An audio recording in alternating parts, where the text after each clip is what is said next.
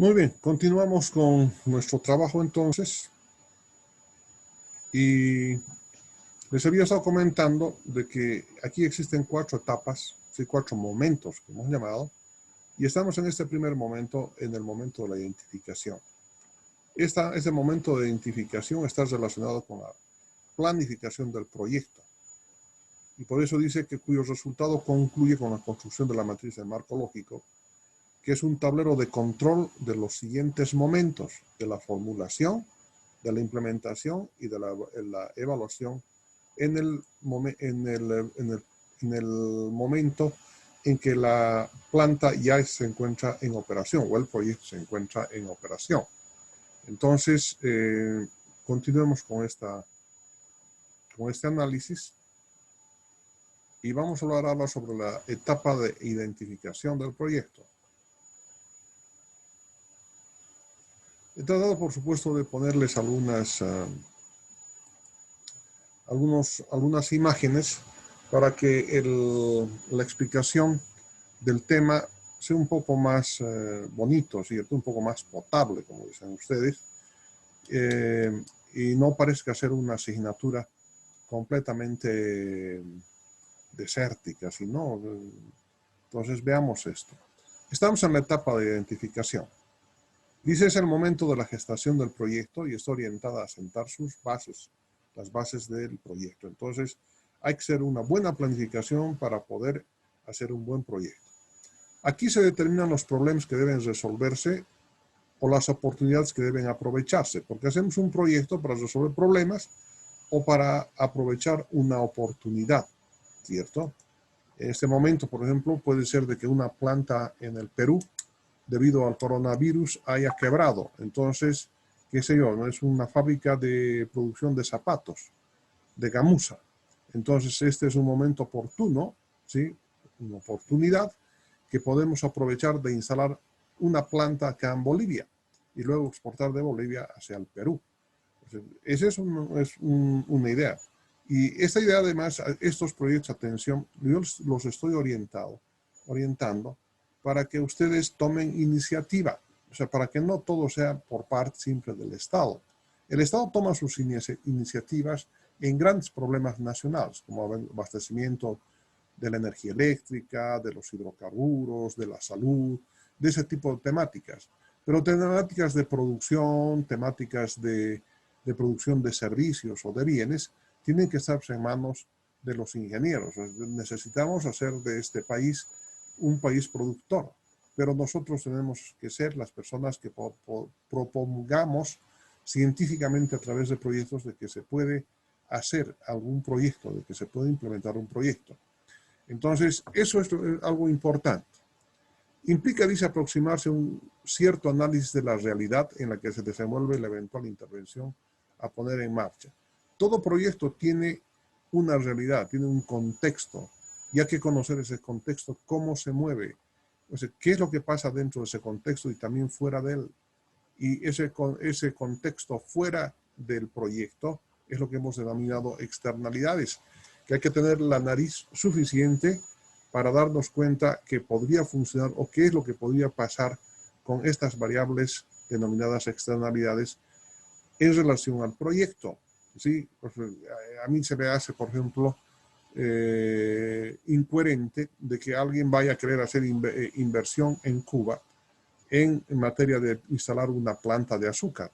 Para empezar, no les van a dejar, pues, ¿no? Porque es un país socialista, ¿no? O sea, todas esas riquezas nacionales debe manejar el Estado cubano. Pero cuando ya no exista comunismo en Cuba, ¿cuándo será? Los proyectos, las iniciativas privadas se van a llevar adelante en la isla, con seguridad. Sigamos con esto. Supone fundamentalmente contextualizar y madurar la idea. Y aquí he puesto la idea porque, miren, la idea tiene que ser creativa. Miren, estamos en este momento reiterando de que necesitamos que ser creativos. Y yo me he comprometido con ustedes, ¿no? Darles una conferencia sobre cómo ser creativos, qué técnicas se han que estudiar, y no puedo pasarme de una clase. Entonces ya voy a ver si es en la siguiente o en la subsiguiente, tengo que armarme de un poco de valor y tengo que dar cierto nivel de coherencia a la asignatura para poder llevar esto, para poder dar, pero para poder darles estas ideas de la creatividad. Pero miren, aquí la idea es creativa.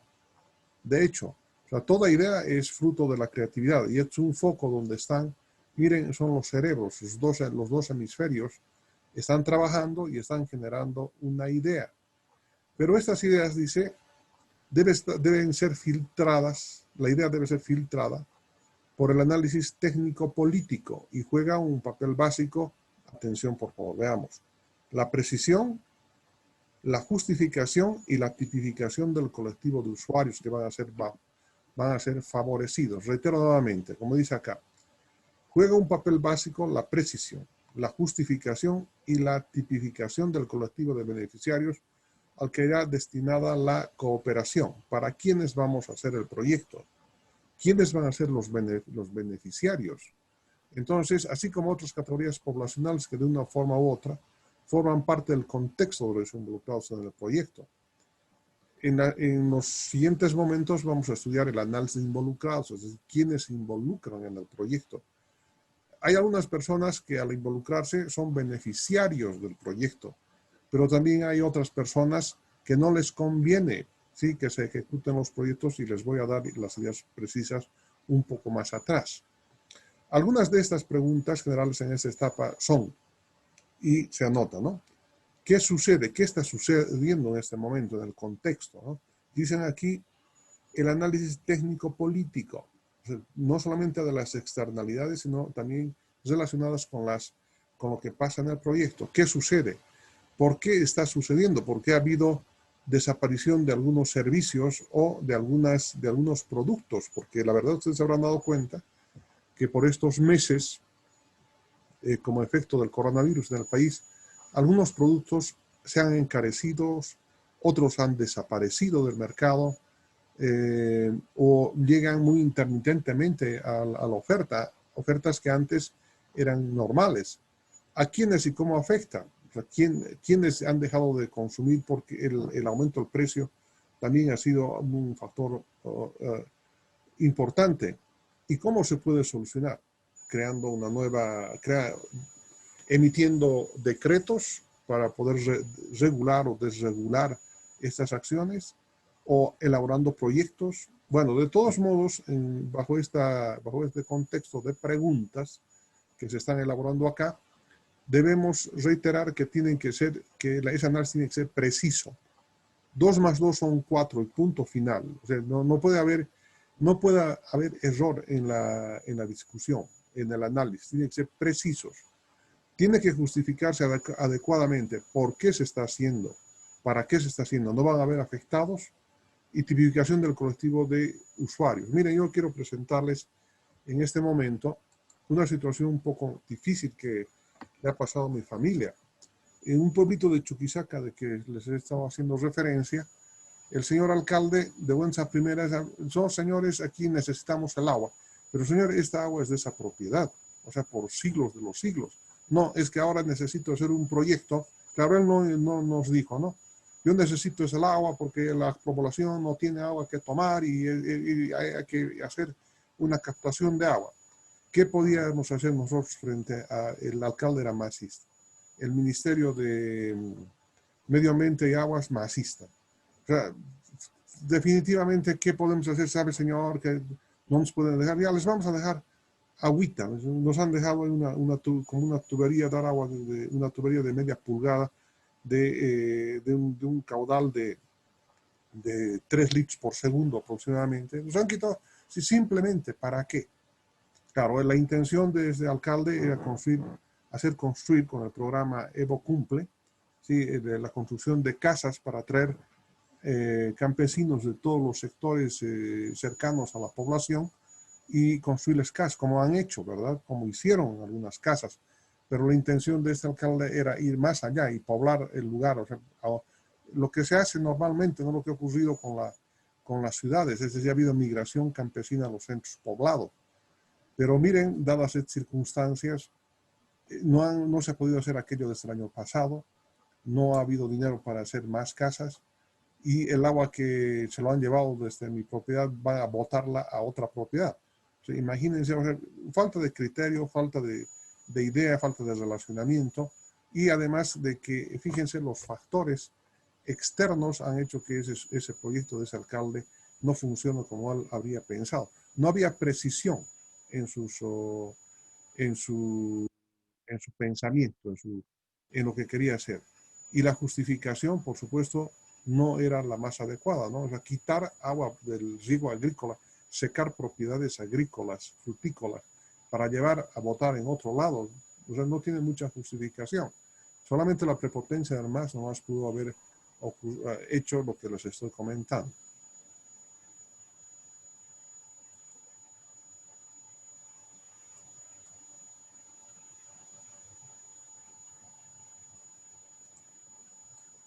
Pasamos a la fase de análisis, ¿no? Y ese análisis va a ser referido al análisis de involucrados, a todos los factores que vamos a ver enseguida. Pero vamos a ver esto, vamos a sistematizar adecuadamente. El enfoque del marco lógico otorga a este momento importancia central, ya que sobre ella se va a construir una buena parte de la estructura, sistematización y lógica del proyecto. Es así que los 4 pasos iniciales del método son, aquí, enumero, análisis de la participación, análisis de los problemas, análisis de los objetivos y análisis de las alternativas que constituyen la fase de identificación del proyecto. Esta es la parte que ha mejorado, ¿sí?, el enfoque del marco lógico, lo que se determinó con la GTZ, el SOP, es decir, la planificación de proyectos mediante objetivos. Entonces, estos son los... Primero analizamos quiénes participan en el proyecto, qué problemas se generan, y para eso elaboramos un árbol de problemas. De manera similar a la estructuración del árbol de problemas, analizamos los objetivos y además qué alternativas, y hacemos una prelación de las alternativas que constituyen la fase de identificación del proyecto. Esto es muy importante. En el anterior capítulo, nos referimos al segundo capítulo que hemos estudiado el anterior lunes. Si bien se había establecido la necesidad de identificar la idea, el problema y el objetivo de la investigación, lo que les había comentado, el enfoque del marco lógico es la metodología apropiada para operacionalizarlos. Así es que quede bien clarito. Es decir, ¿cuántas veces hemos tenido problemas al tiempo de determinar el objetivo, primero el problema, los objetivos y el objeto de investigación en la trilogía de la investigación científica, porque no había un camino, o sea, por dónde recorrer, haciendo un poco de inducción, deducción, análisis, síntesis, como métodos que están relacionados con la actividad cerebral, es de que sí se puede hacer, ¿no? Con mucho esfuerzo, pero aquí es una técnica, es una forma de poder elaborar de poder avanzar, de poder mejorar en la estructuración de estos temas que les estoy comentando. En la actualidad, el enfoque del marco lógico es un método universal, ¿no? En todo el mundo se utiliza, las agencias de desarrollo más aún, ¿no? A la hora de gestionar intervenciones de desarrollo. Y la mayor parte de su terminología, fin, propósito, componentes, actividades, hipótesis, supuestos, ha pasado a ser parte del argot de las agencias de cooperación internacional y de los documentos de un proyecto serio. No va a haber un proyecto que se presente a estas agencias de desarrollo, a los ministerios del Estado Nacional, donde falte el enfoque del marco lógico, la aplicación de la técnica SOP. Definitivamente no avanza, porque ahí es donde nos dice, en la planificación, se nos dice exactamente cuál es el problema que se va a resolver, cuáles son los objetivos, el objetivo general y los objetivos específicos a los que se quieren llegar, las actividades que están, o sea, todo el marco que vamos a ver a continuación debe estar. Y si no se presenta eso, ninguna agencia de desarrollo considera de que es un proyecto serio, ¿no? Entonces tiene que haber esa parte de planificación para ser considerado como un proyecto serio. Es lo primero que piden además, ¿no? Todas estas agencias de desarrollo. El enfoque del marco lógico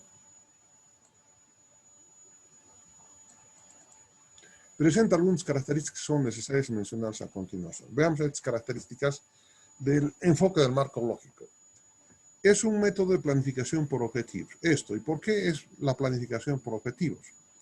Miren, en el campo de las ciencias de la administración, a partir del siglo XX, de los primeros años del siglo XX, han habido corrientes, se llaman paradigmas de la administración.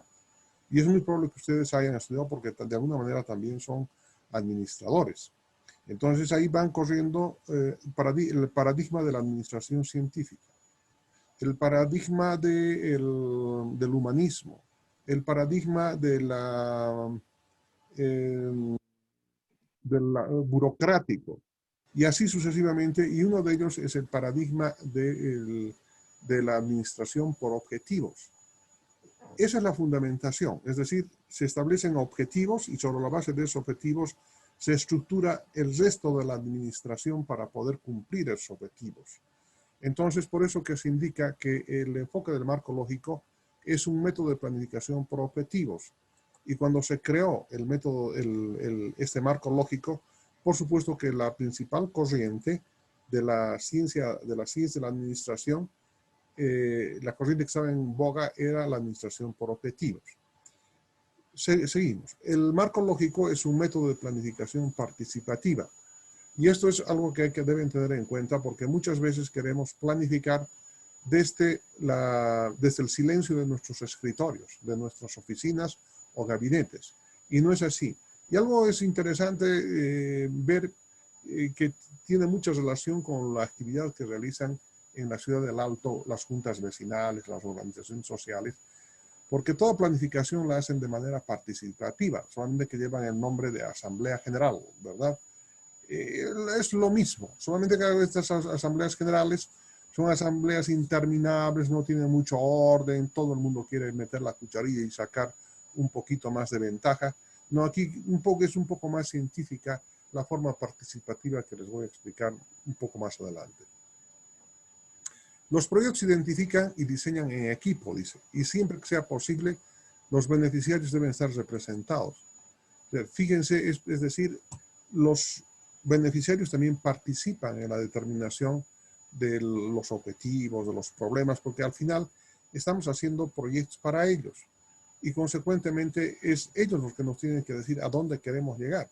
Tal vez nosotros estamos pensando en una industria de 10 millones de dólares y ellos solamente quieren tener una colaboración para mejorar la crianza de pollos, ¿no? Entonces así simplemente, y no tienen idea y tampoco no quieren meterse en proyectos demasiado grandes. El enfoque del marco lógico es esencialmente un método para preparar buenos proyectos. Una particularidad del enfoque del marco lógico es su sencillez. Van a ver ustedes que no existe nada que sea difícil de comprender, todo es muy fácil, es comprensible. Por eso que dice que el enfoque del marco lógico es sencillo. Es un método de discusión secuencial, evidentemente porque se van discutiendo desde el problema, objetivos. Hay ciertos consensos que tienen que tomarse para elaborar esta matriz del marco lógico. El enfoque del marco lógico es un método que trabaja por consensos, eso es importante. No es un juego por minorías y mayorías. Entonces, es una diferencia que quiero explicarles entre las asambleas que normalmente a las que estamos acostumbrados, donde hay minorías, mayorías y todo el mundo trata de sacar una tajada. No, aquí tiene que ser un consenso para poder llevar adelante. ¿Por qué? Porque va a beneficiar a la mayoría. Posiblemente no a todos, ¿no? Pero sí a la mayoría. Entonces, ahora que se han comprendido las características del marco lógico, del enfoque del marco lógico, puede definirse, y aquí viene la definición del enfoque del marco lógico. Es un método de planificación por objetivos que utiliza de manera esencial, pero no exclusiva, en los proyectos para el desarrollo. Esta es lo que está con negrilla acá, lo que está con negrilla es exactamente la definición del enfoque del marco lógico. Tal vez ustedes puedan mejorar un poco más al conocer este detalle, pero básicamente es lo que les estoy comentando. Haciendo referencia, dice, al cuadro 1,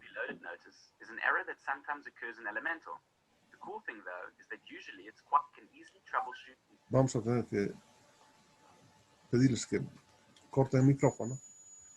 ¿Comprendéis las características del enfoque el enfoque marcológico? Bueno, ahí está su definición. Aquí dice, haciendo referencia al cuadro 1, en la columna referente al análisis de los involucrados o participantes, problemas, objetivos y alternativas, contribuyen a sistematizar una de las fases más importantes de un proyecto que normalmente tiende a quedar en una incomprensible nebulosa de generalidades. Entonces, normalmente antes los proyectos, ¿cómo se escribían? Se hacían de toda una introducción que más o menos daban el objetivo, etcétera, daban algunas pautas, pero no hablaban con precisión. Y lo que les estoy comentando, y hace un momento hemos hablado, de que tiene que haber precisión en el enfoque del marco lógico. Precisión. Tenemos que saber exactamente qué es lo que tenemos dónde tenemos que llegar y cómo tenemos que hacerlo. Mediante los pasos del análisis se hacen explícitos los mecanismos que justifican la oportunidad de la opción seleccionada. Para este cometido es necesario identificar los problemas que afectan a las personas, por supuesto que sí. Las relaciones entre los diferentes grupos que conforman una realidad, entre estos grupos y los problemas identificados.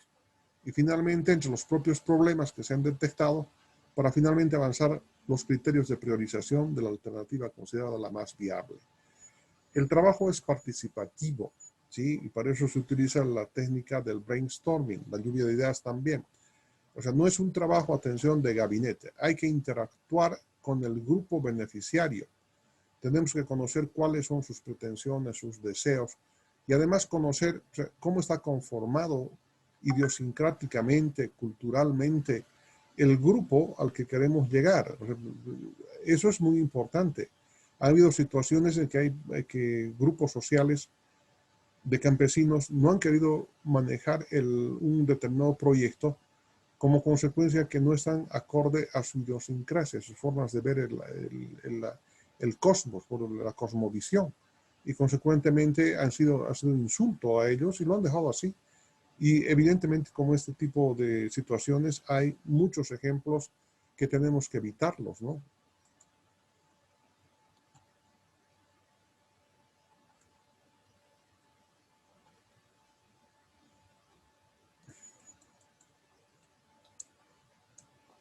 La matriz de planificación del proyecto o marco lógico constituye la estructura del diseño sobre la que se construye el documento de formulación. Si no hay este marco lógico, no formulemos un proyecto. Atención, por favor, no formulemos. Porque la formulación va a ser como una pelotita de ping-pong que va de un lado al otro. O sea, no va a tener un norte, no vamos a saber qué es lo que estamos buscando. Pero si tenemos el marco lógico y se han formulado adecuadamente los objetivos, el problema y el resto de los elementos que vamos a estudiar hoy en la noche, entonces no nos va a ser muy difícil. Vamos a saber qué es lo que queremos exactamente en el momento de preparar un proyecto. Para que pueda alcanzar la categoría de completitud, dice, es necesario realizar la programación de las actividades y establecer los recursos necesarios para llevarlas a cabo. Esos son calendarios, ¿sí? Aquí podemos utilizar la técnica PERT-CPM o la metodología Gantt. Debemos incorporar los presupuestos y organización del personal para la ejecución de las actividades, así como también completar los diseños técnicos si son necesarios y efectuar una valoración de las posibilidades de viabilidad de una futura intervención. Hasta aquí es por eso que es la fase de planificación, es lo que tenemos que ver. O sea, conviene hacer, hasta dónde, cómo tiene que ser, cuánto va a costar, en cuánto tiempo se va a hacer, cuáles van a ser los beneficiarios, a quiénes vamos a perjudicar. Todos estos pormenores antes de entrar a la etapa de formulación del proyecto. Si no tuviéramos esto, entramos directamente a la formulación del proyecto, no sabríamos a dónde queremos llegar, ¿sí? Según unos, quisiéramos hacer una fábrica de 20 millones de dólares, o posiblemente os digan, no, una fabriquita no más que cueste 50.000 dólares. Entonces, ¿por qué razón? Porque no ha habido consenso, no existe una matriz del marco lógico. Entonces, eso es importante. Y ahí estamos, ahora hablamos sobre la matriz de involucrados en el proyecto. Estamos en la fase de análisis, en la primera columna que habíamos visto en la figura número 2, ya habíamos pasado, y ahí dice matriz de involucrados en el proyecto. Esto es lo primero que tenemos que hacer.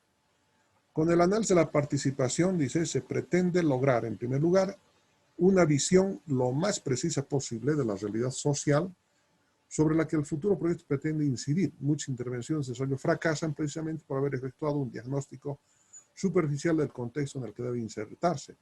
Por eso, fíjense, es un trabajo, como ustedes verán, no tanto de gabinete, sino de discusión de los especialistas.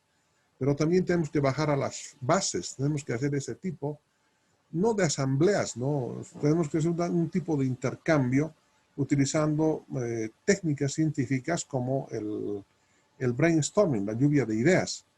Vamos a ir, y además tenemos que conocer este contexto, saber qué clase social corresponde a la clase media, son campesinos, son industriales. Es decir, nos vamos a dar cuenta dialogando, estableciendo, conociendo a los involucrados en el proyecto, ¿no?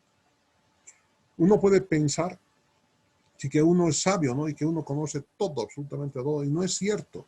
Tenemos que bajar un poquito del pedestal que nos brinda la academia en la universidad y tenemos que pisar tierra, porque muchas veces nosotros hacemos proyectos que algunas veces, debido a la falta o a algún pequeño detalle, no se pueden llevar a cabo, como les voy a desglosar un poquito más adelante. Dice así, se tiende a pensar que los proyectos tienen éxitos gracias a nuestras propias capacidades. Miren, lo que acabo de decir es, o sea, muchas veces pensamos, los profesionales en especial, que somos muy capos, que somos muy capaces y que nos las conocemos todas. Y eso no es evidente, ¿no? Porque tenemos deficiencias, o sea, no podemos ser dioses, o sea, todos tenemos ciertas limitaciones. Y se subestima el marco en el que se debe actuar. Me estoy refiriendo básicamente al contexto. Tenemos 10 minutos más al concluir. Ay, otra vez el mismo problema. Ay, señor.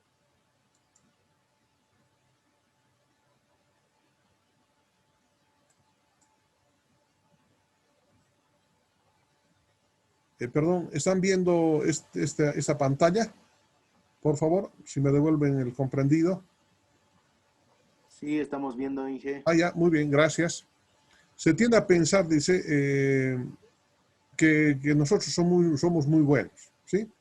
Y que lo que pasa es que nos olvidamos el contexto. Y el análisis de la participación pretende establecer quién es quién dentro de un contexto determinado. Clase media, clase empobrecida, campesinos, mineros, obreros, ¿quiénes están involucrados? De todos. Tal vez son empresarios los que están más interesados en esto, más que la clase media. Entonces tenemos que ver quiénes son los involucrados, ¿no?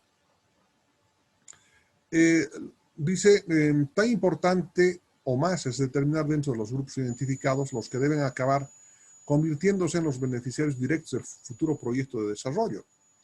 Sin embargo, también se establece que la determinación del grupo beneficiario, más que análisis técnico, es una decisión de tipo político. Atención, por favor. Claro, es una decisión de tipo, ¿conviene o no conviene? Muchas veces en el campo del manejo de la cosa pública, uno elabora el proyecto con todos los detalles, etcétera, pero no le da la gana a la autoridad, ¿sí? Como vamos a ver un poquito más allá, de llevar adelante. ¿Por qué? Porque no le conviene, ¿sí? Porque sus bases van a ser afectadas. Punto final. Muy bien, ahí está. Entonces, los criterios para la selección de los beneficiarios son específicos en cada ocasión. Claro, eso significa que no son los mismos en cada proyecto. Siempre va a haber variación. Dependen de las prioridades de cada persona o de cada institución establezca. Sabido es que las preguntas generales que deben valorarse en cada caso son, esas son las preguntas que tienen que formularse, así definitivamente. ¿Quién o quién se encuentra en la situación de mayor necesidad? ¿Quién o quiénes parecen tener mayores posibilidades de aprovechar los beneficios generados por el proyecto?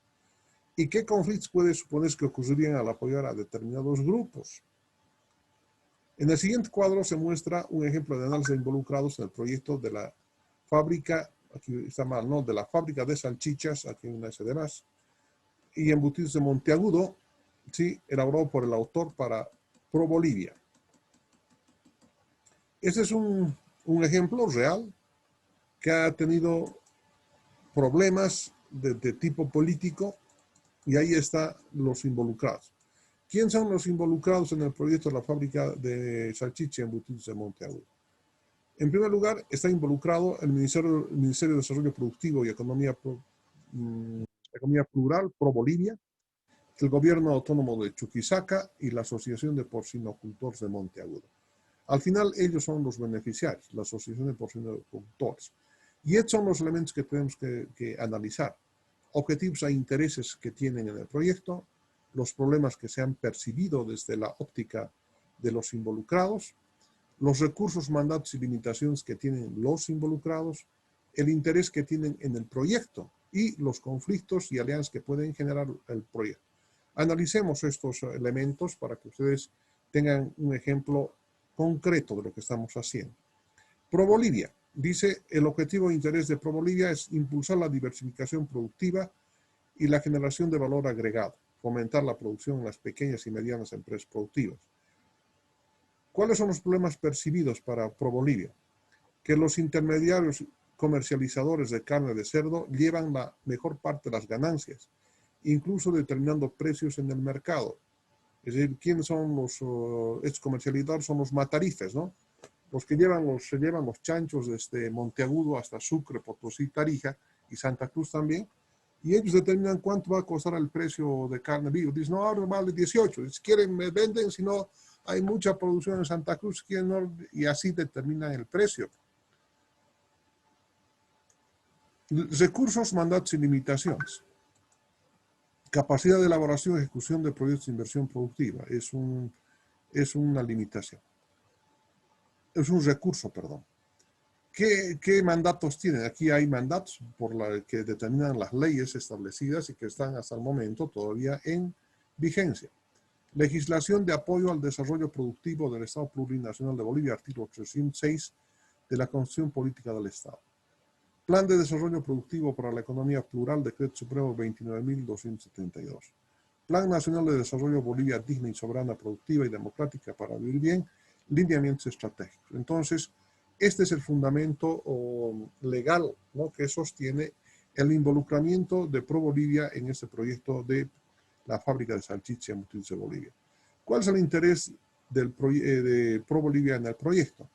Contribuir al fortalecimiento de la cadena productiva cárnica, es decir, producción de salchicha y embutidos de alto nivel, o sea, contribuye a mejorar la oferta en toda la nación. Conflictos y alianzas. Apoyar en la implementación de proyectos productivos de gobernaciones y municipios como apoyo. Esa es la alianza. Ahora veamos el gobierno autónomo de Chuquisaca. ¿Cuáles son los objetivos e intereses? Impulsar el desarrollo productivo del departamento de Chuquisaca, potenciar la cadena productiva de la carne, porque hay que dar seguridad alimentaria a nuestra población. ¿Cuáles son los problemas percibidos desde la óptica del gobierno autónomo de Chuquisaca? La gobernación de Chuquisaca no cuenta con los suficientes técnicos para elaboración de estudios TESAC. Miren qué les parece. Y evidentemente hemos tenido que ir desde Pro Bolivia, varios profesionales del ámbito de los proyectos a darles clases, como están escuchando ustedes, clases de preparación a través de un seminario, etcétera, ¿no? Durante una semana a los profesionales que había contratado el gobierno autónomo de Chuquisaca para elaborar los proyectos de desarrollo, como consecuencia de que se dio la mitad de los recursos del campo Margarita, ¿sí?, al departamento de Chuquisaca. No sabían qué hacer con el dinero. Entonces dijeron, bueno, a ver, enséñennos, o sea, cómo vamos a poder hacer proyectos. Por supuesto que ellos han llevado proyectos, porque todos eran profesionales. Lo que pasa es de que habían llevado así por así nomás para pasar de curso, ¿no? Como algunos de ustedes. Así que pongan nomás atención a lo que estamos haciendo. ¿Cuáles son los recursos, mandatos y limitaciones del gobierno autónomo de Chuquisaca? Igualmente, legislación de apoyo al desarrollo productivo del Estado Plurinacional, artículo 306, Plan Nacional de Desarrollo, y ese es esto de acá. Y fíjense, no cuentan, dice la limitación, no cuentan con los recursos humanos capacitados. ¿Qué les parece? No contaban en ese momento. ¿Cuál es el interés en el proyecto del gobierno autónomo de Chuquisaca? Promover el desarrollo del departamento y del complejo cárnico. ¿Cuáles son los conflictos y alianzas? Se tiene un convenio marco con ProBolivia de apoyo interinstitucional para la implementación del Plan de Desarrollo Productivo con ProBolivia. Ahora veamos los más importantes de los involucrados. La Asociación de Porcinocultores de Monteagudo. ¿Cuál es el objetivo de interés? Obtener mejores precios para la carne de cerdo y tener continuidad en la cría de cerdos. Su interés. ¿Cuáles son los problemas que se han percibido o que perciben? Inquietud por la propiedad final de toda la infraestructura, porque ellos tenían un terreno y querían que se los consumieran para ellos. ¿Cuáles son los recursos y mandatos y limitaciones? Cuentan con un terreno apto para la implementación de la fábrica. Dice, los cerdos cabañeros son certificados por SENASAC, que garantizan una producción de calidad. ¿Cuál es el interés del proyecto? Tener un comprador seguro y a precio estable de sus cerdos. Claro, la planta les va a cobrar, por decirles, 12 bolivianos el kilogramo de carne viva del cerdo, y el resto ya se ocupa la fábrica, ¿no? Que se instale la planta de producción para dotar de puestos de trabajo para sus mismos asociados. Eso es lo que también pedían ellos. Decían, nosotros queremos para nuestros hijos, queremos, o para nosotros mismos, tener un puesto de trabajo en la fábrica. ¿Y cuáles eran los problemas? El derecho propietario de los terrenos que tiene a Sopor está en duda, estaban en problemas. Es que ha despertado este proyecto una serie de problemas, ¿no? Con la misma gente de Monteagudo, de otras asociaciones de aquí. Dicen, ¿cómo les van a ayudar a ellos y a nosotros? ¿Por qué no nos ayudan? Nosotros también tenemos derecho a que nos ayuden, etcétera. Y vamos a ver a continuación por qué. Para realizar este tipo de análisis, la GTZ plantea un esquema sencillo en 6 categorías esenciales que son: descripción de los involucrados, objetivos e intereses, problemas percibidos, recursos, mandatos y limitaciones, interés en el proyecto y conflictos, alianzas, tal como se ha mostrado en la matriz del ejemplo anterior.